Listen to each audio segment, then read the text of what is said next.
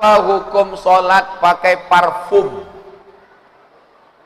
yang mengandung alkohol? Alkohol itu adalah cairan anggur. Cairan anggur yang diperas, dimasukkan ke dalam botol, disimpan selama seminggu. Setelah melewati proses fermentasi, keluar zat baru, berbuih, muncul zat baru secara otomatis. Namanya alkohol, bukan bahasa Arab. Alkohol, almari, alpokat, bukan bahasa Arab. Apakah alkohol itu najis? Ulama terbagi dua. Ulama Saudi Arabia mengatakan alkohol najis. Maka kalau disemprotkan ke baju, baju itu tidak bisa dibawa sholat. Karena dalam Quran dikatakan innamal khamru wal maisiru wal ansabu wal azlamu rijsun. Khamar itu najis. Ini pendapat pertama. Kalau ada ustadz yang pakai parfum beralkohol, dia pakai pendapat kedua. Makna najis di situ bukan najis aini, bukan najis bendanya, tapi najis maknawi. Makanya zaman Nabi dulu ketika turun ayat tentang haram khamar, ditumpahkan khamar di jalan-jalan. Nabi tidak melarang, padahal sebagian sahabat menginjak khamar itu dan masuk ke masjid, karena waktu itu masjid mereka belum disemen dan banyak yang tidak pakai sandal. Ini kelompok kedua mengatakan alkohol tidak najis. Yang pertama mengatakan najis. Saya condong kepada yang mengatakan alkohol tidak najis. Maka kalau berpendapat alkohol tidak najis, maka boleh dipakai. Tapi saya sendiri memakai minyak wangi yang tidak alkohol. Tidak ada alkohol. Ini minyak wangi, bukan minyak sinyong-nyong. Ini parfum untuk dioleskan ke tangan atau ke hidung. Karena malaikat teraniaya dengan bau busuk. Man akala sauman, siapa yang makan bawang putih, au basolan, bawang merah, falyatazil masjidana, jangan dekat-dekat masjid kami, karena malaikat teraniaya dengan bau busuk. Tangan kita ini mengeluarkan asam, zat asam, maka dipakaikan minyak wangi, bagus. Minyak wangi non alkohol. Tapi kalau ada yang pakai alkohol, pendapat yang kedua tidak najis, karena alkohol najis maknawi, bukan ain. Kami sudah nikah 8 tahun, tapi belum dikasih anak. Kami mohon Ustadz mendoakan agar dikasih keturunan. Di akhir majelis nanti kita berdoa bersama. Tidak tahu entah dari mulut yang mana doa itu dikabulkan Allah. Insyaallah. Allah. Amin. Sulitkah bagi Allah memberi engkau anak muda? Innama amruhu iza arada syai'an ayyakula lahu kun fayakun. Allah hanya ingin melihat engkau bersimpuh di tengah malam. Allah hanya ingin engkau bertambah ibadah dengan meneteskan air mata. Berapa banyak orang tidak ingin punya anak, malah punya anak. Dulu orang nikah bulan Januari, akikah bulan Desember. Sekarang nikah Januari, April akikah. Lalu kenapa engkau tidak diberinya anak? Allah hanya ingin menguji imanmu. Ada yang diuji dengan meninggal, ada yang diuji dengan kebakaran, ada yang diuji dengan kehilangan. Sedangkan engkau diuji Allah Subhanahu wa ta'ala dengan anak. Maka sabar, sebagaimana sabarnya Nabi Ibrahim alaihissalam, umur 86 tahun barulah dia punya anak bernama Ismail. 99 tahun barulah dia punya anak bernama Ishak. Sampai-sampai orang memvonis dia mandul, orang memvonis dia tak punya anak, tapi tetap ada usaha. Usaha pertama ruqyah. Ada sahabat saya 7 tahun tidak punya anak. Setelah diruqyah, baca doa-doa, akhirnya punya anak. Ternyata selama ini ada jin yang menghuni di dalam, sehingga tidak bertemu sperma dengan sel telur, selalu dihadang oleh jin. Akhirnya jin itu keluar, sekarang dia punya anak. Lalu kemudian makan makanan herbal, madu asli. Lalu kemudian ada yang mengatakan kurma muda, kurma mengkal. Ada pula kacang-kacangan, semua usaha dilakukan, usaha, doa, tawakal kepada Allah Subhanahu wa taala. Bagaimana cara supaya pandai ceramah macam ustaz? Apa?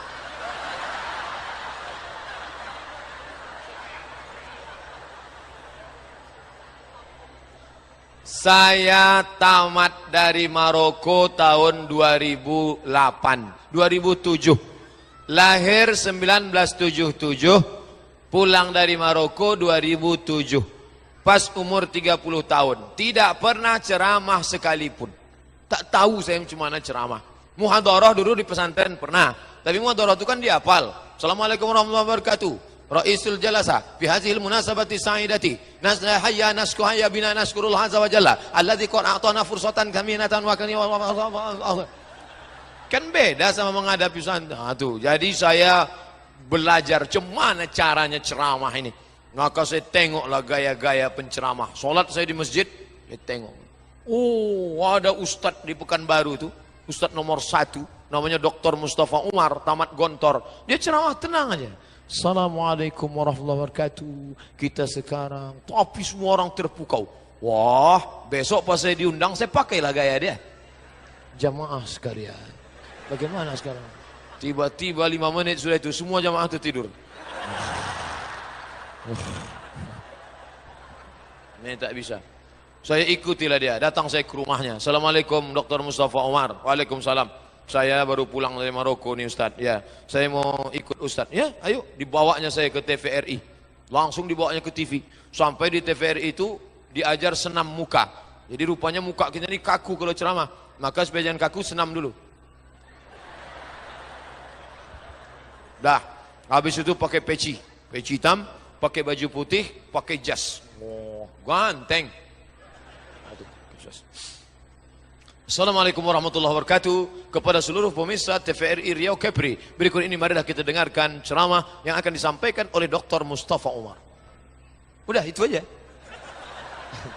Kerja saya membuka aja. Nah, buka. Nanti pas sudah agak-agak mau habis, baru panggil lagi. Demikianlah tadi, mudah-mudahan kita manfaat. Terima kasih. Assalamualaikum warahmatullahi wabarakatuh. Jadi berproses. Nah, adik-adik latihan terus, latihan. Pertama kita niru orang, lama-lama kita punya gaya sendiri. Ustadz, saya diizinkan poligami. Wow.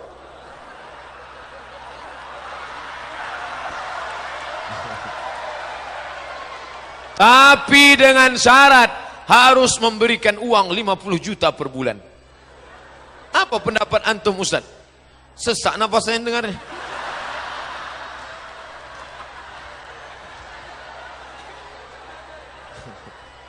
Mendengar 50 juta itu aja batuk 2 kali. Saran saya tak usah lanjutkan. Oh, nampaknya kalau dilanjutkan 2 bulan cuma umur. Habis itu qalu innalillah. Ustadz yang dimuliakan Allah, amin. Apa hukumnya bersedekah dengan harta hasil riba? Kalau bapak nyimpan uang jangan di bank konvensional, simpannya di bank syariah. Ustadz Somad nyimpannya di mana? Saya transfer saya kan sehari-hari sebagai dosen, maka gaji saya ditransfer melalui BRI syariah. Terserah, pokoknya syariah. Bagi yang di bank konvensional tarik semuanya di bank syariah. Saya Pak Ustadz mau simpan di rumah aja di bawah bantal, jangan. Inilah yang saya khawatirkan Pak Ustadz kalau nyimpan di rumah. Kenapa Bapak khawatir? Takut sama pencuri? Enggak. Lalu siapa? Biniku Pak Ustadz. Nah, ketika duit 1 M diletakkan di bank, ada bunganya. Maka bunganya itu tak boleh dimakan. Kalau bunga bank dimakan, maka bunga itu haram hukumnya. Anak-anak jangan dikasih makan. Anak-anak yang suci bersih sekolah di Raudhatul Hasanah dikasih makan bunga bank, kasih tertutup benak otak kepalanya menghafal. Dulu kami enak aja menghafal kana Muhammadun naiman fi firashihi wa sa'atu asrun wal lailu kulluhu zalamun wa laisa fiha sautul hadik fi syarik. Enak aja menghafal mahfuzat itu. Saya mau ngetes, masih ingat tak? Kalau saya bilang mutalaah itu al-qiraatul rasyidah, itu saya bilangkan mahfuzat semuanya diam aja. Lantaklah Pak Ustaz, mau apa yang penting cepat selesai. Ternyata Masya Allah luar biasa. Itu bisa pula dibawa pulang kalau mau dekat bulan Ramadan, diundang orang kenduri baca doa. Bisa? Mana anak Radatul Hasanah ini? Baca doa ya. Kana Muhammadun naiman fi firasun amin. Wasa'atu asrun walil nuzuru qalam. Laisa fiha sautul harik fi syari illa sautul harik. Bisa.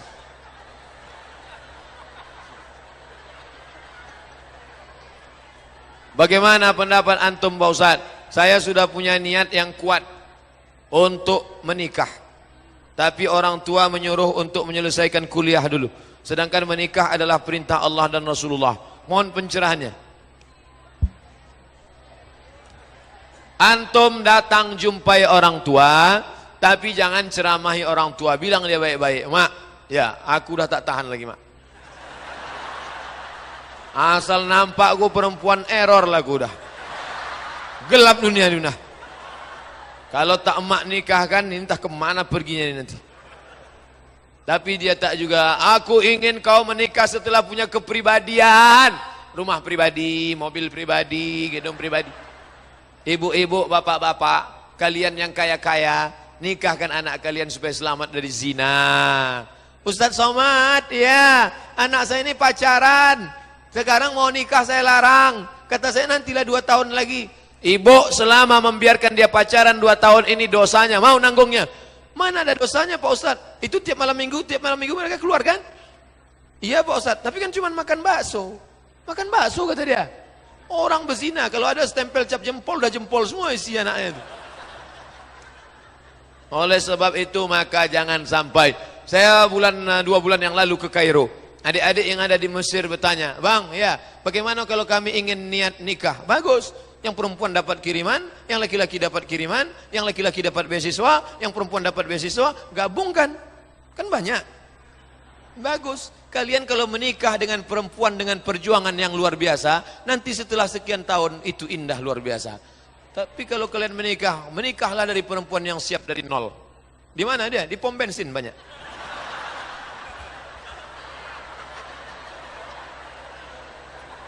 Nah, maka kalau orang tuanya paham, cepatlah dia menikah, selamatlah dia zina, selamatlah dia dari matanya gatal.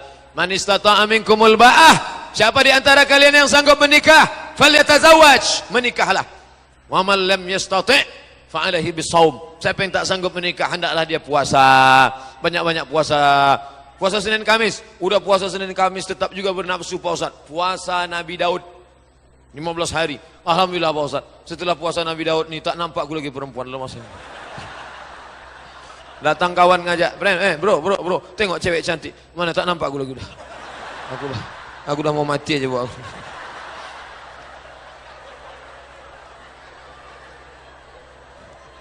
Saya mau bertanya Pak Ustaz, apa hukumnya bersedekah dengan niat untuk menolak bala agar rezeki lancar? Boleh. Mana dalilnya? Duduklah 3 orang di dalam gua. Waktu itu hujan gerimis, duduk di dalam gua. Hadis riwayat Bukhari. Di dalam gua tak lama datang bergelinding batu. Pup, tertutup gelap. Mau dihidupkan HP Samsung belum ada waktu itu. Berdoalah yang satu ini, ya Allah, aku punya budak pembantu hamba sahaya. Lalu ketika dia mau ku gaji, dia pergi tak tahu entah kemana. Maka gajinya itu ku belikan ke kambing. Kambing itu beranak pinak, bercucu-cucit banyak minta ampun. Dan tak lama sesudah itu dia pun datang, ku panggil dia, hei pembantuku dulu, ya, kau dulu pembantu rumahku kan, ya, duit tak kau ambil kan, ya, duit kau sudah kubelikan kambing, ini kambing yang banyak ini punya kau semua. Nanti tersinggung, kambing yang banyak ini punya kau semua.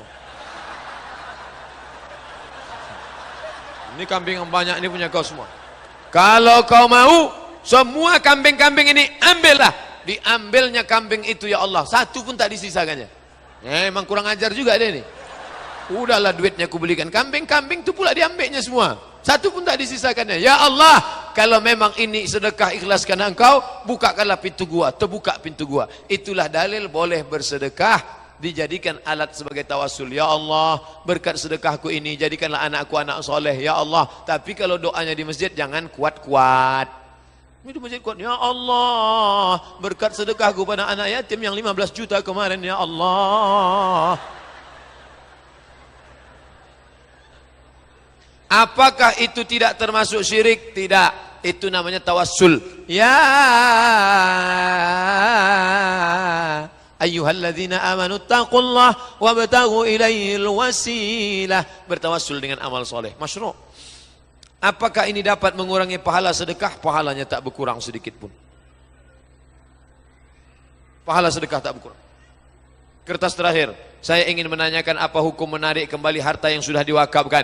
Al-aidu, orang yang menarik kembali min hibatihi, harta yang sudah dia berikan, kal kalbil ladzi ya'udu ila qaihi, seperti anjing yang menjilat muntahnya kembali. Saya pernah ceramah di masjid, ada request dari pengurus, Ustaz Somad, ya, tolong Ustaz ceramahkan, ada orang pernah nyumbang 300 juta, dimintanya balik. Ustaz bacakan hadis tentang anjing menjilat luntahnya. Saya tak mau. Kalau bapak mau saya ngomong, panggil orangnya, 4 mata ngomong sama saya. Saya tak mau nyindir-nyindir orang. Apa gunanya saya bacakan? Kal kalbil ladzi ya'udu qaihi, seperti anjing menjilat luntahnya. Selesai acara, mohon maaf Pak Ustaz, yang mau disindir itu tak datang pula tadi. Sakit hati awak. Saya seorang akhwat. Apakah ada amalan-amalan untuk memudahkan jodoh? Sebagai akhwat bolehkah menjemput bola? Ini akhwat apa pemain bola?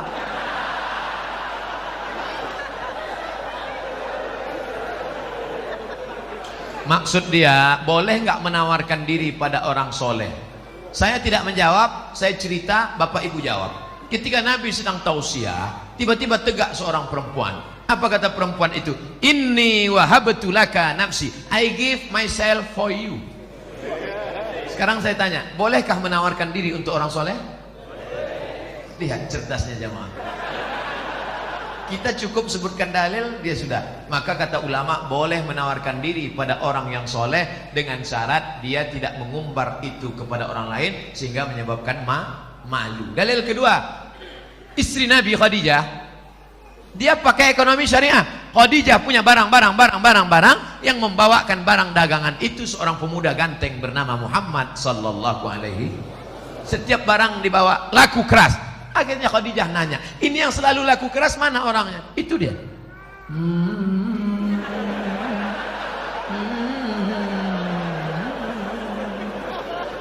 Itu dia. Iya. Siapa namanya? Muhammad. Yang ganteng itu. Iya. Maka kata Khadijah, diutuslah seorang laki-laki. Coba tanya dia, mau nggak dia nikah sama saya? Ditanyalah, hai Muhammad sallallahu alaihi wasallam. Ya, itu tuan yang punya barang-barang kita selalu kita bawa, dia mau sama kamu. Itu dalil boleh perempuan menawarkan, tapi melalui wali. Wahai adikku akhwat, engkau punya wali 6. Ayah, datuk, kakek, abang, adik, abang ayah, adik ayah, pakcik. Maka kau sampaikan supaya dia ngomong ke sana. Nah, siapa dia orangnya? Itu Pak Ustaz, anak remaja masjid di Al-Kausar itu. Kasih tahu. Dek, ya. Mau datang ke rumah saya? Ada apa Pak? Datang bertamu, minum-minum aja sore. Datanglah. Nanti keluarlah ente bawa mani.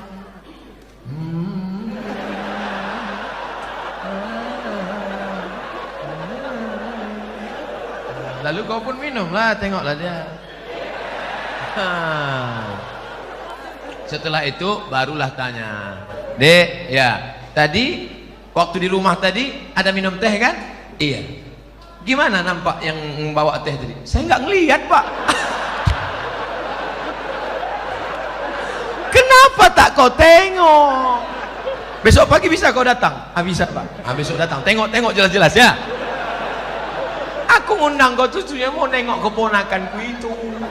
Bodoh kali kau.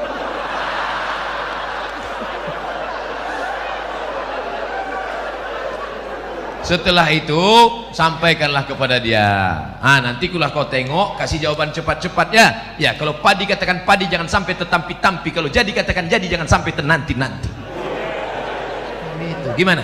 Bisa? Pak, selama ini saya memang udah nengok dia, tapi dari jauh nampak saya cantik. Begitu dekat, tak jadilah Pak. Udah, yang kau ceritakan ke yang lain ya. Nanti hancur dunia persilatan. Kalau tidak jadi jangan kecewa. Kenapa? Bunga bukan setangkai, kumbang bukan seekor, patah tumbuh hilang berganti, hilang satu tumbuh seribu. Apa disedihkan? Alah, perempuan macam laki-laki macam itu banyak. Kalau ditanya orang, gimana? Kecewa nggak jadi sama dia? Kecil lah. Di dalam kamar baru kau nangis.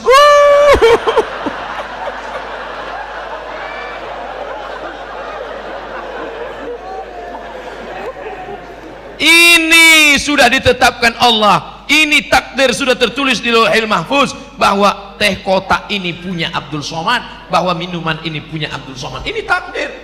Aku tahu rezekiku punyaku dan tidak mungkin diambil orang. Betul? Ini punya Abdul Somad, satu pun tidak akan mengambil. Begitu juga dengan jodoh. Jodohmu tak akan mungkin diambil orang. Tapi kau mesti ada ikhtiar dan usaha untuk membuka botolnya, mau masuk. Jangan cuma kau tengok aja, menganga lah.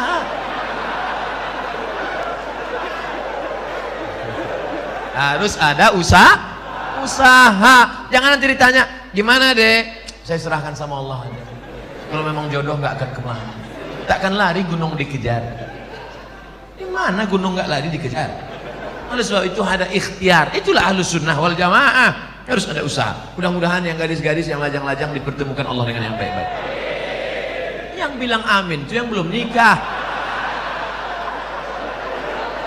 Anak udah 3, amin.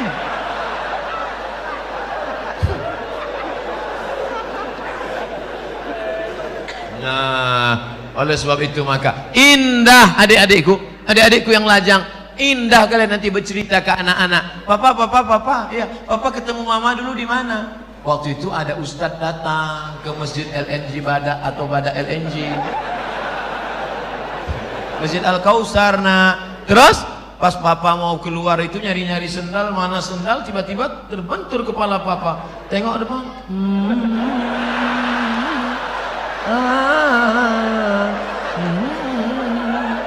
Nah, itulah mamamu. Indah. Sekarang banyak laki-laki tak bisa bercerita indah dengan anaknya. Papa, ya, gimana jumpa mama dulu? Salah sambung. Papa, ya, gimana jumpa mama dulu? Ditangkap hansip kami. Waktu itu kami sedang main-main di taman LNG Bada. Habis itu datang security, tangkap, bawa ke Papua, nikah langsung. Terus kok jadi kami? Ya, lama-lama mak kau cantik juga tengok. Aduh.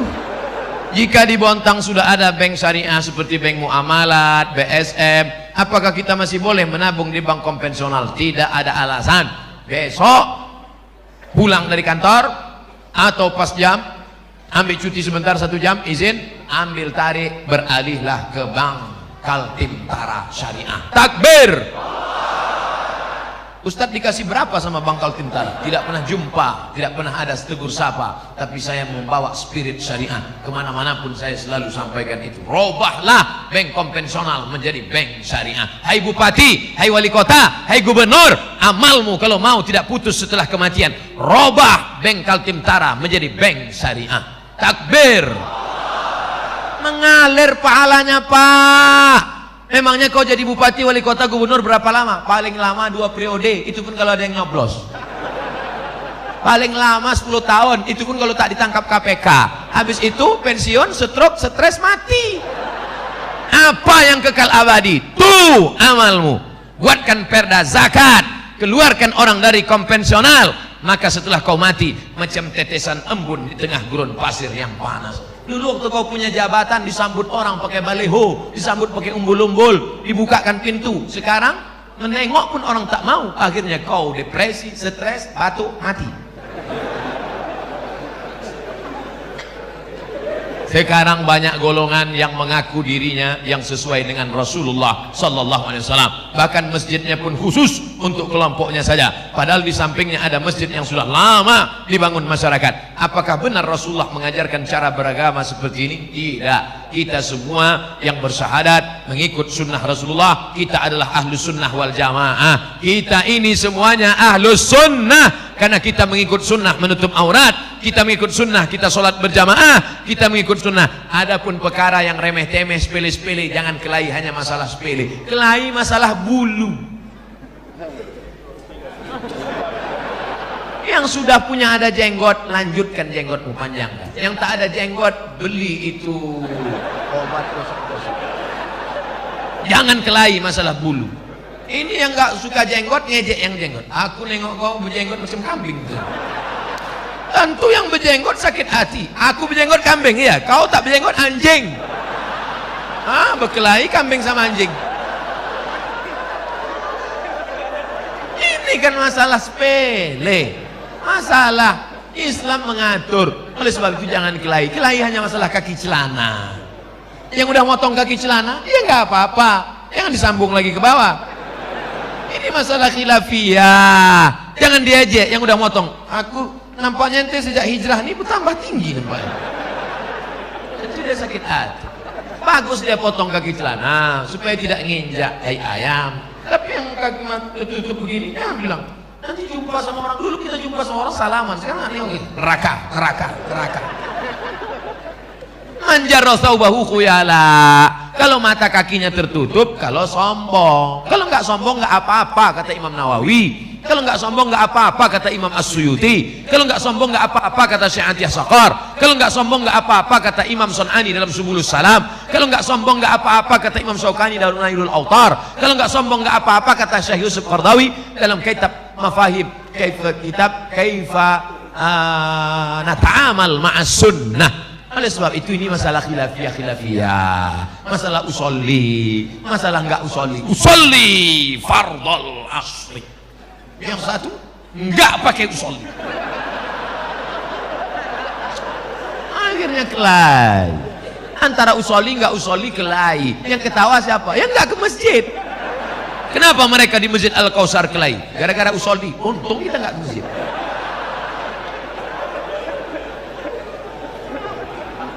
Mari kita jaga persatuan. Maka judulnya Masya Allah, Ukhuwah Islamiyah. Mau NU, mau Muhammadiyah, mau Al-Wasliyah, mau Perti, mau Persis, kita semua saudara. Asyhadu an la ilaha illallah wa asyhadu anna Muhammadan Rasulullah. Tapi kalau ada yang mengatakan ternyata setelah Nabi Muhammad itu ada Nabi lagi ke-26, itu bukan saudara kita. Itu harus diajak masuk Islam lagi, ulang syahadat. Karena la nabiyya ba'dah, tak ada nabi sesudah Nabi Muhammad. Siapa nabinya?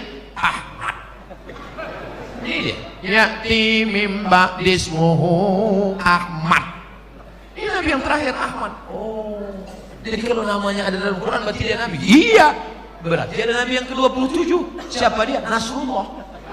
Ini dia. Iza ja'a ke-27.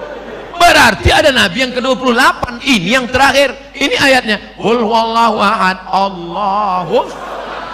Ini dia. Nabi ke-28. Orang-orang yang nyeleneh ini jangan dilawan, kerjain aja. Ini nabi ke-28.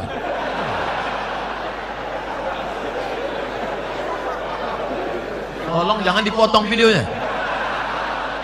Nanti pengakuan Ustadz Somad di Bontang, Nabi ke-28.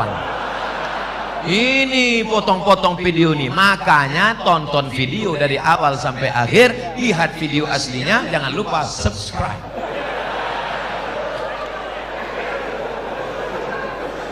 Kertas terakhir, Pak Ustadz, kami sudah 8 tahun menikah, alhamdulillah, tapi belum diberikan anak. Na'udzubillah. Tolong minta didoakan agar cepat dikasih keturunan yang soleh. Kira-kira sulitkah bagi Allah membuat engkau hamil? Tidak. Ustadz Somad, saya menikah sudah 8 tahun tidak punya anak, tapi terakhir sekarang punya anak. Kenapa? Rupanya diganggu jin. Masuk jin ke dalam perut rahim, sehingga sperma dengan sel ovum tidak pernah bertemu, dihalangi oleh jin. Awas.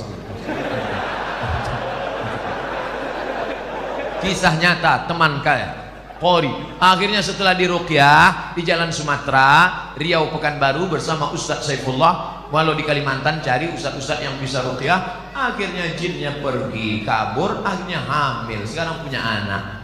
Malah sekarang batuk aja hamil di sini. Gitu, hamil. Oleh sebab itu maka sudah divonis tidak mungkin hamil, Ibrahim. Itu istrimu tidak mungkin hamil, Ibrahim. Kenapa? Aqimah, karena dia mandul. Siapa nama perempuan itu? Sarah. Sarah sudah divonis, semua perempuan berkata Sarah tidak mungkin punya anak. Akhirnya Ibrahim buka cabang, menikah dengan Hajar. Rabbana hablana minas salihin, Rabbi habli minas salihin. Umur Ibrahim 86 tahun, lahirlah anak bernama Ismail. 13 tahun setelah itu, umur Ismail 13, umur Ibrahim 99 tahun. Istri yang diponis mandul, mengandung. Akhirnya lahirlah anak laki-laki bernama Ishak. Oleh sebab itu jangan cepat-cepat buka cabang. Ternyata toko lama laku juga.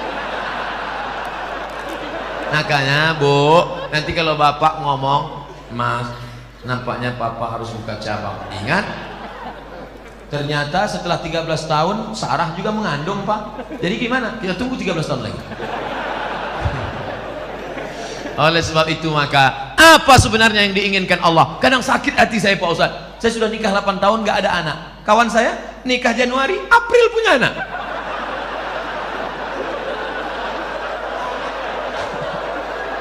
Di mana keadilan Allah, Pak Ustaz? Sebenarnya Allah hanya ingin melihat engkau munajat di tengah malam. Usolli sunnatat tahajud 8 rakaat, usolli sunnatal witir 3 rakaat, usolli sunnatal hajat. Hajat ingin punya anak, baca surat Yasin. Selesai baca surat Yasin, Allahumma inni as'aluka bi surati Yasin, Allahumma inni atawassalu ilaika bi jahi Yasin. Ya Allah, berkat surat Yasin ini mudahkanlah aku punya anak. Karena kata Imam Ibnu Hajar, kata Imam Ibnu Katsir dalam tafsir Qur'anil Azim, la tuqra'u fi amrin asirin illa yassarahullah. Kalau dibacakan pada perkara yang susah, susah punya anak, susah sakit, susah paham, maka dimudahkan Allah. Maka baca Yasin tiap malam. Bapak Ibu salat tahajud usaha. Katanya minum jus apa tuh, jus kacang hijau. Katanya makan korma. Saya tengok jamaah umroh beli korma muda. Beli korma muda. Saya nggak paham ini apa betul apa tidak. Lalu saya tanya sama yang jual itu, apa betul? Katanya aku pun tak punya anak. Ternyata orang ini sugesti aja, ikut-ikutan. Teman saya lama tak punya anak, ambil cuti 1 bulan ke Kairo, makan minum, ngaji, makan minum, punya anak. Rupanya selama ini sperma terganggu oleh WhatsApp. Handphone masuk kantong, handphone signalnya terganggu, akhirnya sperma itu lemah, nggak kuat dia berenang. Makanya makan banyak, makan. Oleh sebab itu maka ada ikhtiar, ada usaha, ada doa dan tawakal. Mudah-mudahan yang belum punya anak diberikan Allah anak yang soleh dan soleh.